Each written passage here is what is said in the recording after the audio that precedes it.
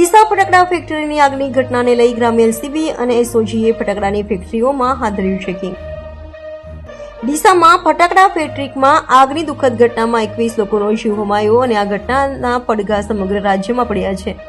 ત્યારે વાત કરી અમદાવાદ ગ્રામ્યના વાંચ અને હરિરાપુરા ગામ, જ્યાં ફટાકડાની ફેક્ટરીઓ અને ગોડાઉન આવેલા છે। આ ઘટના બાદ પોલીસ સફાળી જાગી અને અમદાવાદ ગ્રામ્ય એલસીબી અને એસઓજી દ્વારા આ ગામમાં આવેલ ફટાકડાની ફેક્ટરીઓ પર સઘન ચેકિંગ હાથ ધરવામાં આવ્યું હતું।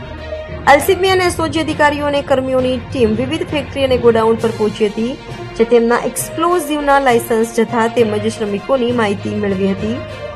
અત્રે જણાવવાનું કે 31 માર્ચના રોજ એક્સપ્લોઝિવ લાયસન્સ પૂર્ણ થતા હોય છે, જેથી જ્યાં સુધી રિન્યુ ન થાય ત્યાં સુધી ફેક્ટરી બંધ કરી દેવામાં આવે છે, જે લાયસન્સ જિલ્લા કલેક્ટર દ્વારા આપવામાં આવે છે। આશરે 38 યુનિટ ઉપર પોલીસ ટીમ દ્વારા તમામ જૂની બાબતોને ધ્યાનમાં લઈ તપાસ હાથ ધરવામાં આવી હતી। આ ઉપરાંત જો કોઈ ખામી કે કસૂરવાર સાબિત થશે તો કાયદેસરની કાર્યવાહી કરવામાં આવશે તેવું જાણવા મળ્યું હતું।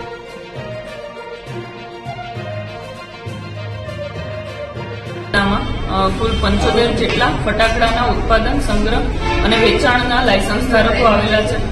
માન્ય આઈજી સર અને એસપી સરની સૂચનાથી કાલથી એલસીબી, એસઓજી અને લોકલ પોલીસની ટીમ દ્વારા આ તમામ લાયસન્સ ધારકોનું સરપ્રાઇઝ ચેકિંગ હાથ ધરવામાં આવેલ છે।